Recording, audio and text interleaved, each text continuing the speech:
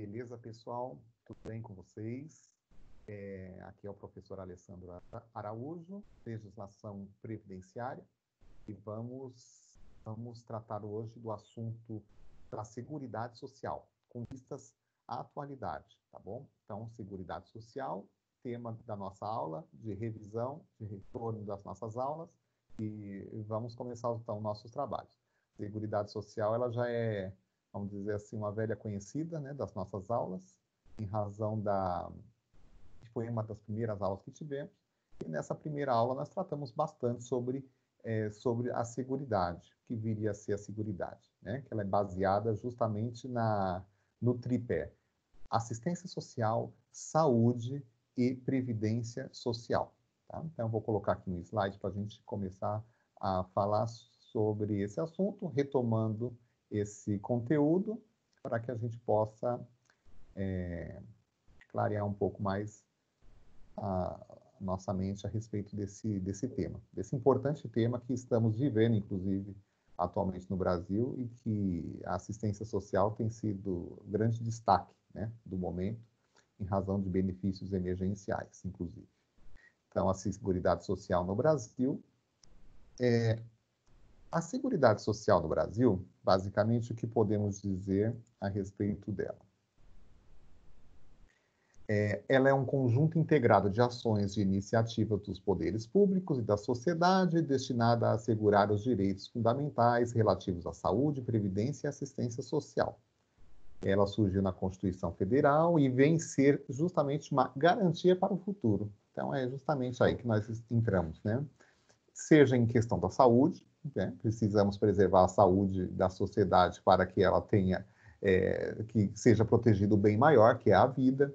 A assistência àqueles que não podem suprir as suas próprias necessidades com a sua própria força de trabalho, e a previdência, que é para suprir uma necessidade daquele que, sim, contribui para o sistema, mas que, por qualquer motivo, está afastado de suas atividades. Então, é uma garantia para o futuro. Paga-se ou contribui-se para a seguridade, aqueles que assim podem fazer, para que, se possível, não precise utilizar. Mas, se precisar, a Seguridade Social, esse conjunto, né, de ações que eu mencionei, ela tem o dever de prestar o socorro ao cidadão e ao contribuinte, né?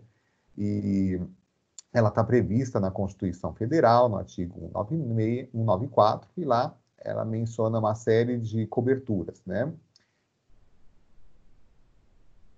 A Seguridade Social, ela tem sido o objeto de bastante atenção no momento, justamente porque o poder público concedeu, em razão da crise sanitária que vivemos, um benefício, né, chamado de auxílio emergencial. Nós vamos tratar daqui a pouco, né? O primeiro tópico que nós tratamos aqui sobre a assistência social é a saúde, né? Também bastante procurada no momento através do SUS, né? Que foi criado no ano de 1990, através dessa legislação, que eu vou deixar até em anexo para vocês, né? E essa legislação, ela regula justamente quais são os deveres do SUS, quem são os contribuintes do SUS, quem está sujeito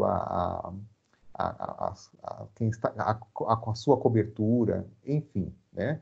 E, na verdade, em linhas gerais, o que podemos dizer é que a saúde no Brasil, ela tem seu acesso universal e igualitário, ou seja, todos aqueles que precisam do socorro da saúde pública vai ter esse atendimento, né? Não importa se nacional ou estrangeiro, estando em terras brasileiras, ele terá cobertura do Serviço Único, do Sistema Único de Saúde, que vem ser o SUS, né?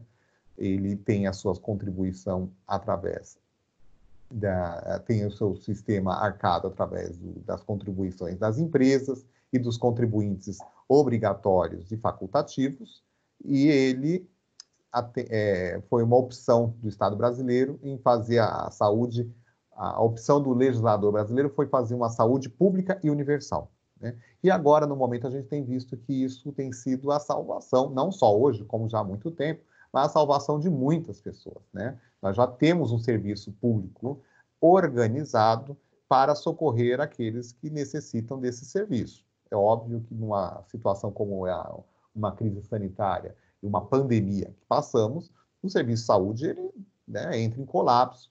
Daí a necessidade do afastamento social que passamos no momento. Ele justamente existe para evitar que a única função do afastamento social ou isolamento social, em algumas situações, é justamente evitar o colapso da saúde pública, ou mesmo da saúde privada, mas principalmente da saúde pública.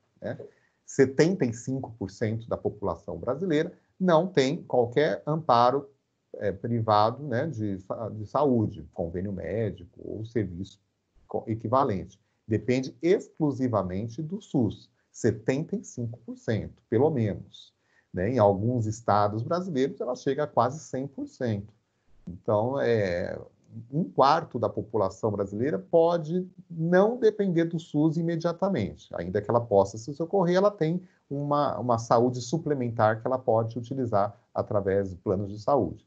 Agora, 75% nem isso. Então, ela depende exclusivamente da saúde. Então, a saúde no Brasil é muito complexa quando a gente menciona que ela não funciona, que ela tem suas deficiências. Uma população estimada em 200 milhões, ou passado já disso, 200 milhões de habitantes, se nós falamos em 75%, nós estamos falando em mais de 150 milhões de pessoas que dependem dos serviços das UBSs, dos hospitais, das clínicas públicas, da UPA, desses serviços todos que nós conhecemos. Então, é uma demanda gigantesca. É o único país no mundo com uma população desse porte que tem uma saúde pública gratuita e universal, né? E igualitária. Então, é um serviço até de excelência que nós temos aqui no Brasil, o SUS, por mais que deficiência existem, mas ela consegue suprir bastante as necessidades da nossa população. Então, a saúde é um dos tripés da assistência, da Seguridade Social, e o outro tripé vem ser justamente a assistência social, né? A assistência social, eu vou voltar aqui só no SUS, que tem essa tela aqui que eu destaquei, que uma das funções principais do SUS, né, das suas atribuições, é executar ações de vigilância sanitária e epidemiológica, bem como as da saúde do trabalhador. Olha só, o SUS tem a obrigação de executar ações de vigilância sanitária e epidemiológica. Então, é a função do SUS fazer isso. Então, não é nenhum favor que está se fazendo. É um dever do SUS, conforme estabelecido em lei, fazer ações de vigilância sanitária e epidemiológicas. Né? Então, ela tem o dever de trazer essa questão preventiva. Então, pode-se até se discutir se já não entrou na prevenção da Covid-19 de forma tardia, né? Mas é função dele. Então, não está prestando apenas um serviço já estabelecido em lei, então é obrigação do SUS fazer essa prevenção.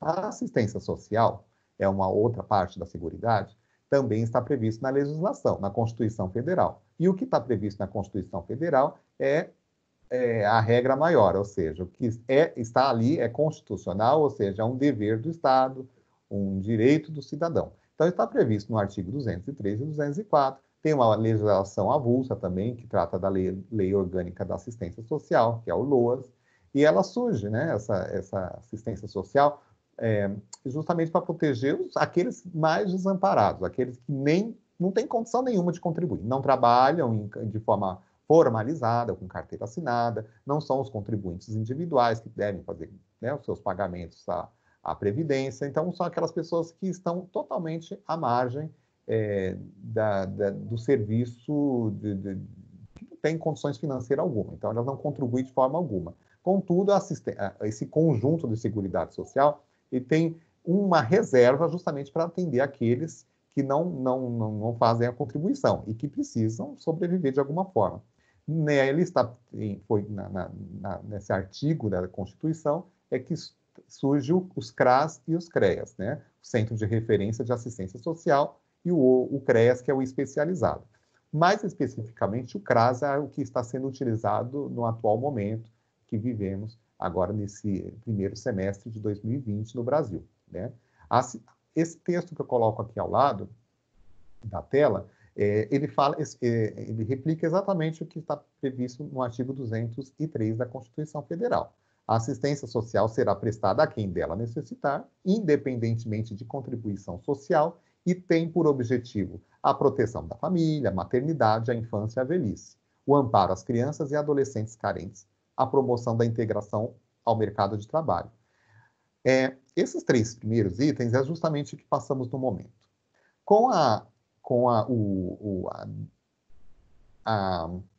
decretação de calamidade pública no Brasil, em razão da infestação do vírus, da Covid-19, do coronavírus, o Estado brasileiro rapidamente, né, assim que decretou a calamidade pública, trouxe a informação de que prestaria um auxílio emergencial, um dever do Estado, né, da União, de fazer esse benefício. Discutiu-se qual o valor e atualmente chegou-se à conclusão que são devidos o valor de R$600 para todos aqueles que cumprirem uma série de regras, né, que para definir o que são, na verdade, aqueles que necessitam, né, que necessitam da assistência social pública. Então, eu vou só sair aqui dessa tela para que a gente possa ver uma outra e a gente veja exatamente quais são os parâmetros que a legislação estabeleceu para essas pessoas. Quem pode receber, né? Então, quem vai receber o benefício do auxílio emergencial? Vou procurar aqui.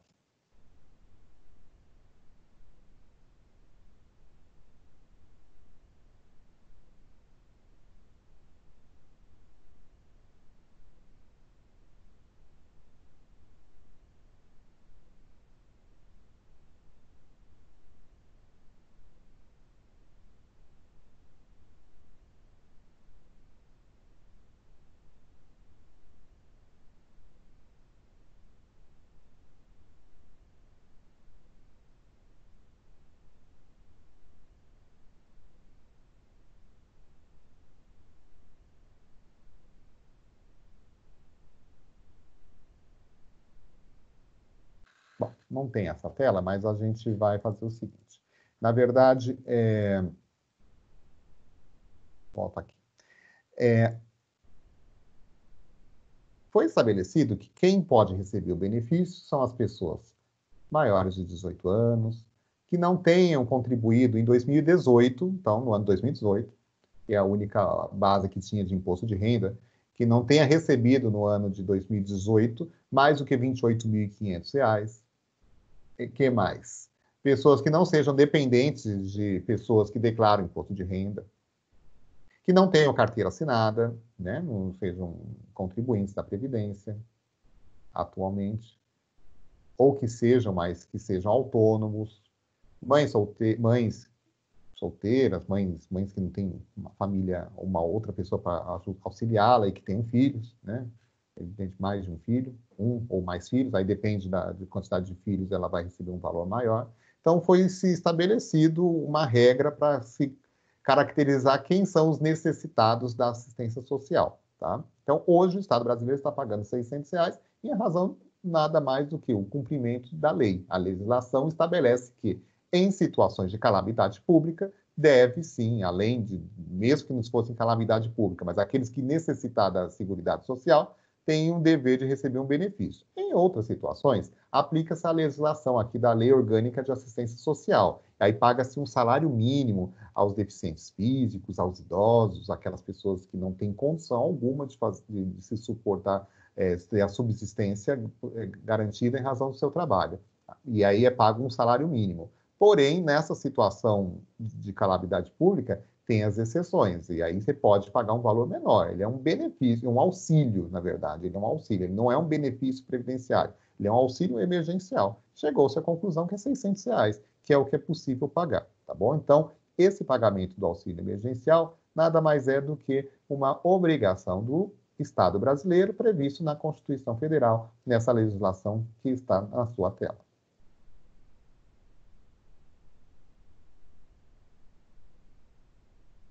E aí, finalmente, a Previdência Social, né? A Previdência Social é aquele sistema que nós tratamos já em outras oportunidades, que vem ser o seguro social para a pessoa que contribui para o sistema oficial. É uma instituição pública que tem como objetivo reconhecer e conceder direito aos seus segurados. Isso aí a gente está falando do INSS, né? Ela é essa autarquia aí federal. E em algumas situações, como em casos de incapacidade para o trabalho, seja por doença, invalidez, idade avançada, morte, desemprego, aí tem esse benefício, tem alguns benefícios concedidos pela Seguridade Social, tá? Eles são específicos dos trabalhadores da iniciativa privada, né, que são vinculados ao regime geral de previdência social, e aí tem o pagamento de uma contribuição, seja ela dos contribuintes obrigatórios ou mesmo dos contribuintes facultativos. A novidade é que, já retomamos esse assunto aí da Seguridade, com o surgimento aí do conhecimento e a calamidade pública decretada da crise sanitária e da coronavírus, surgiu uma medida provisória, a 936, que regulou uma série de questões no âmbito trabalhista, que vai ser objeto de um outro vídeo para vocês. Mas entre outras mudanças, na medida provisória do governo federal, foi estabelecido que não seria considerado doença ocupacional o acometimento da Covid-19. Então, a Covid-19, aquelas pessoas que estão com coronavírus e que têm que se afastar do trabalho, não seria considerado uma doença ocupacional.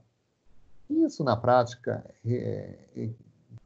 traz de último, né, para o trabalhador, para e para o contribuinte e para o trabalhador em regra geral. Que se ele fosse acometido da doença aí, o vírus tivesse aqui adquirido aí o vírus, né, fosse acometido dessa doença, da Covid-19, esse afastamento não poderia ser considerado uma doença para fins ocupacionais. E aí, ele não poderia se afastar, por exemplo, por auxílio-doença, ele não poderia ter, quem sabe, até uma aposentadoria por invalidez, se há alguma coisa mais grave acometesse a ele, e também traria um reflexo para todos os seus herdeiros, né? Então, essa decisão recente, agora do final do mês de abril, do dia 29 de abril, o Supremo Tribunal Federal reconheceu que a Covid-19 é sim uma doença, pode ser considerado sim uma doença ocupacional.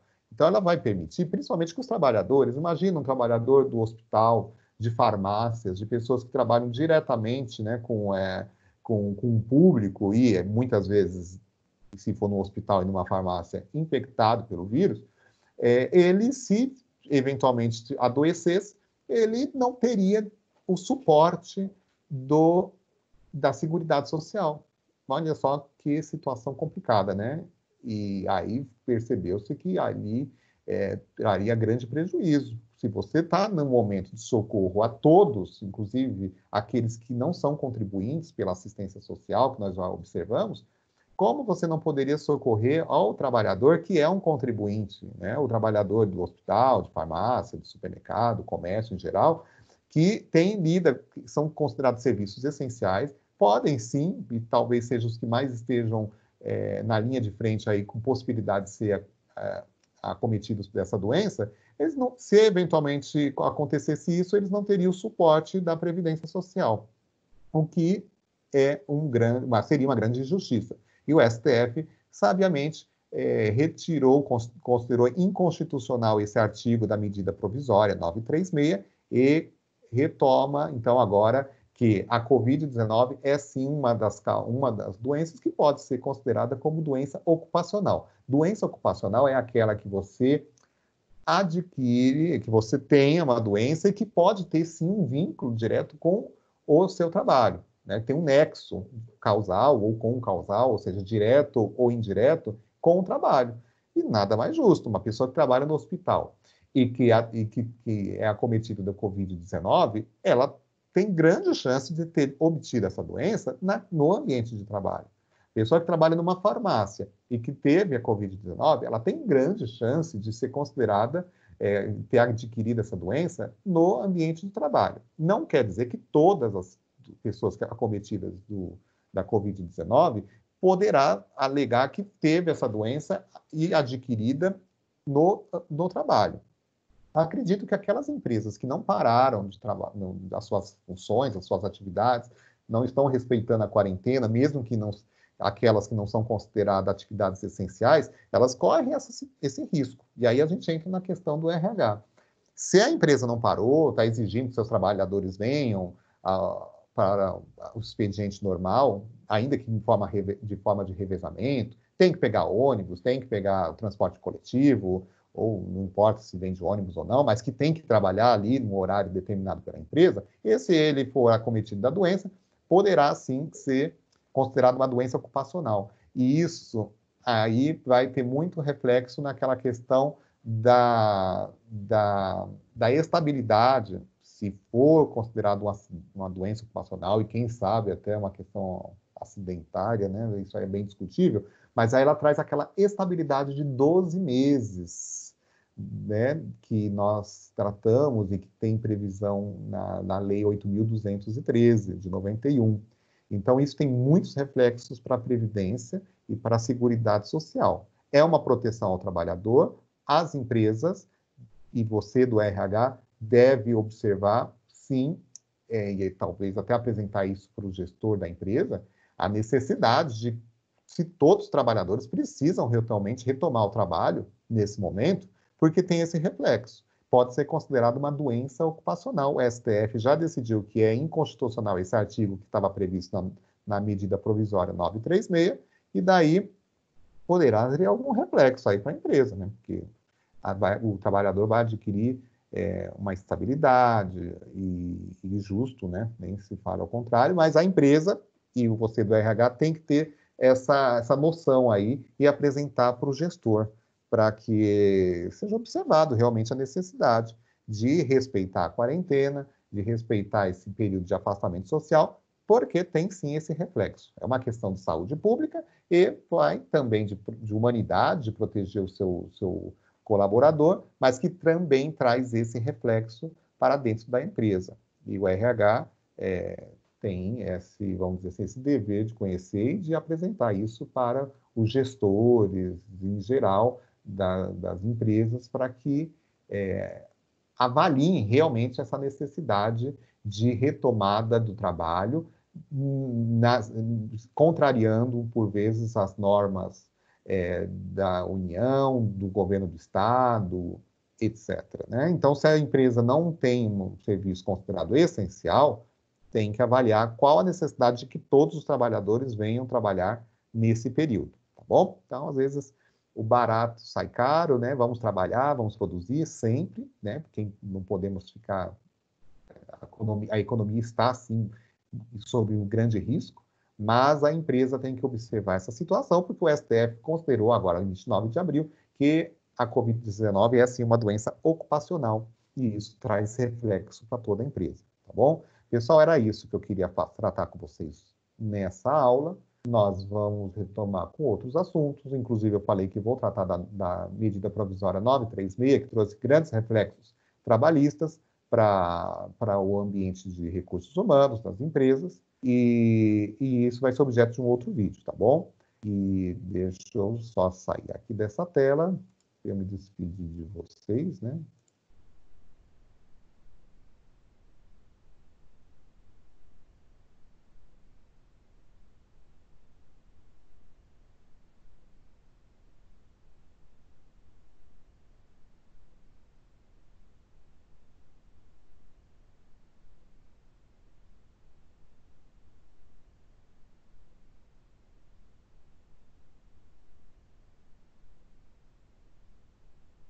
Então, não consegui aqui, pessoal, voltar para a tela cheia, mas eu vou me despedir aqui de vocês mesmo. Então, aqui, ó, muito obrigado. Mais informações a gente vai ter no chat da nossa aula. Contatos comigo tem nesses e-mails, tem um telefone para quem não estiver conseguindo acessar as aulas. Proteja-se com máscaras e utilize álcool em gel, lave bem as mãos. Vamos fazer toda a nossa parte para que logo, logo a gente possa estar juntos novamente. Eu agradeço, até muito obrigado pela atenção, espero que tenham compreendido. Dúvidas, mandem perguntas no chat, manda por e-mail, manda por telefone. Utilize todos os canais, tá bom? E nos encontramos em breve. Grande abraço a todos.